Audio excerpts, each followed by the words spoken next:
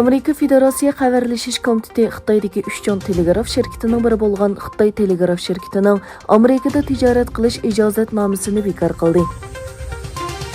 ئامېرىكا CNN تېلېۋىزىيە ئىستانسىسى NBA چولپىنى ئەنەس كانتېر بىلەن ئۆتكۈزگەن زىيارىتىنى ئىلان قىلدى.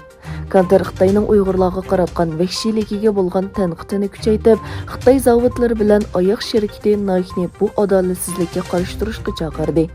كانتېر نايكنىڭ Xitoyga qarshi so'zlashdan qo'rqadiganligini aytdi va o'zining zamonaviy davrning qulluqi shiori yozilgan oyoq bilan musobaqaga chiqib, Beijingning Uyg'urlarga qilgan muomalasiga norozilik bildirganligini bayon qildi. Xitoy Amerika Tashqi ishlar ministri Antoni Blinkenning Tayvanning Birlashgan Davlatlar Tashkilotiga qatnashishini chaqiriq qilishiga kuchlik inkos qaytarib, Tayvanning Xitoyning bir qismi ekanligini eskartdi.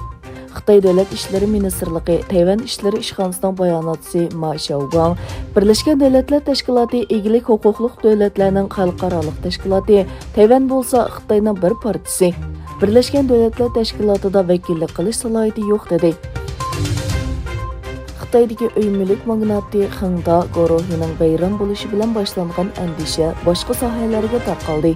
iqtisodiy qiyinchiliklar hozir Xitoy futbol birlashmasidagi ta'sirini ko'rsatishga boshladi.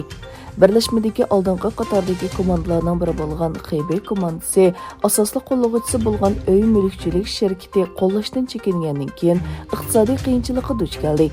Futbol klubi yangi mablag' solg'uvchini topmoqcha faoliyatini to'xtatganligini e'lon qildi. Rossiya Tashqi ishlar ministri Sergey Lavrov va Koreya Tashqi ishlar ministri Chung Ev-yong poytaxt Moskvada ko'rishgandan keyin muxbirlarni kutib olish yig'ini o'tkazdi.